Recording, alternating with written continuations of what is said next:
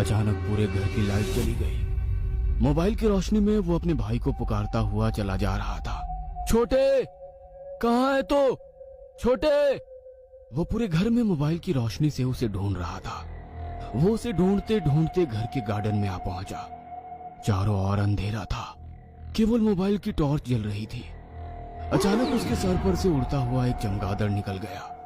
वह हैरानी से चमगादड़ को देख रहा था। शहर के बीचों बीच चमगादड़ का क्या काम? आज से पहले तो कभी नहीं देखा। तभी उसकी निगाह बगीचे के बीच में लगी हुई कुर्सी पर गई। वहां पर कोई बैठा हुआ हिल रहा था। वो मोबाइल की रोशनी में उसके करीब पहुंचा। उसने डरते हुए उसके कंधे पर हाथ रखा तो वो उसका छोटा भाई था। तू यहाँ पर बैठा हुआ है और मैं तुझे सारे घर में ढूंढ रहा हूँ। चल मेरे साथ चल, अंदर चल। यहाँ अंधेरे में क्या कर रहा है?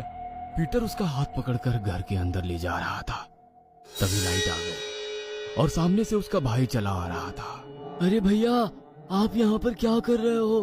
मैं कब से आपको ढूंढ रहा हूँ। आधी रात को अंधेरे में घूमने का शौक कब से आपको हो गया? अपने भाई को सामने देखकर पीटर ने डरते हुए पीछे पलटा तो वहां पर रोनी खड़ा था। मुस्कुराते हुए पीटर को देख रहा था और उसके मुंह से निकला, बदला लेकर रहूंगा, रिवेंज। पीटर डर के मारे चीख रहा था। उसे चीखते हुए देख उसका भाई बोला, क्या हुआ? क्यों परेशान हो रहे हो? वो रोनी खड़ा हुआ है। कौन रोनी? किसकी बात कर रहे हो? वही रोनी जिसकी स्पिरिट ओइजा बोर्ड के कारण यहाँ पर आ गई। वो मुझसे बदला लेने आया है। क्या हुआ? सब कुछ ठीक तो है? अभी आपको रोनी दिख रहा था, अब आप कोई ओइजा बोर्ड की बात कर रहे हो। और बदला? किस बदले की बात कर रहे हो? क्या किया तुमने? पीटर डर से रोनी की ओर देख रहा था। तुम्हें याद नहीं, थोड़ी देर पहले हम लोग ओइजा बोर्ड पर स्पिरिट को बुला रहे थे। रोनी की स्पिरिट आ चुकी है, वो अपना बदला लेकर रहेगी।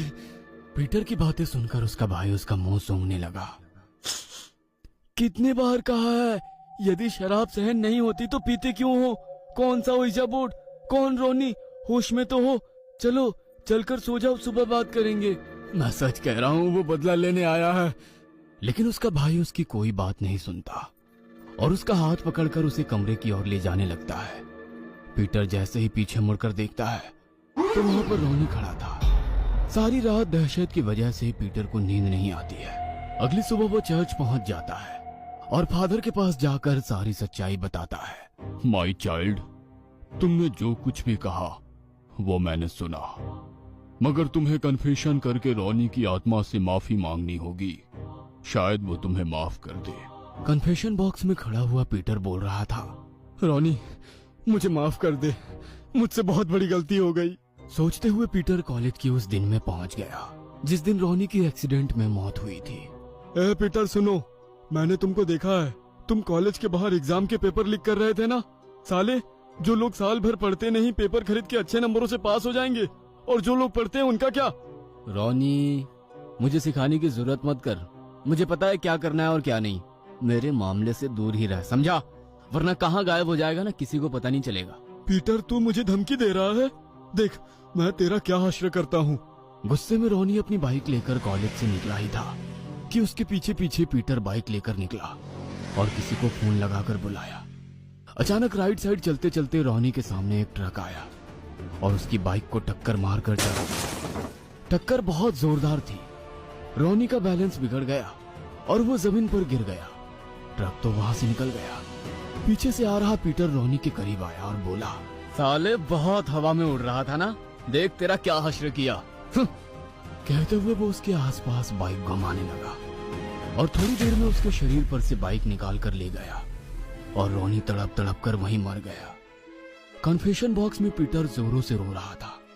माय चाइल्ड पीटर, तुमने गलती तो इतनी बड़ी की है कि रोनी तो क्या, गॉड भी तुमको माफ नहीं करेगा। मगर इंसान यदि अपनी गलती मान लेगा, God bless you my child. हम रोनी की आत्मा की शांति के लिए विशेष प्रार्थना करेंगे। पीटर उदास होकर चर्च से बाहर निकल रहा था कि उसे रोनी दिखाई दिया, मगर कल की तरह गुस्से में नहीं बल्कि एकदम शांत खड़ा था। लगता है रोनी ने मुझे माफ कर दिया। वो रोड पर बिना देखे रोनी की ओर जा रहा था। अचानक कहीं से एक ट्रक आया और पीटर को मारकर चला गया। रोनी की आत्मा दूर खड़ी इस नजारे को देख रही थी। रोनी ने तो अपने कातिल को माफ कर दिया, मगर गॉड उसके गुनाह को माफ ना कर पाए।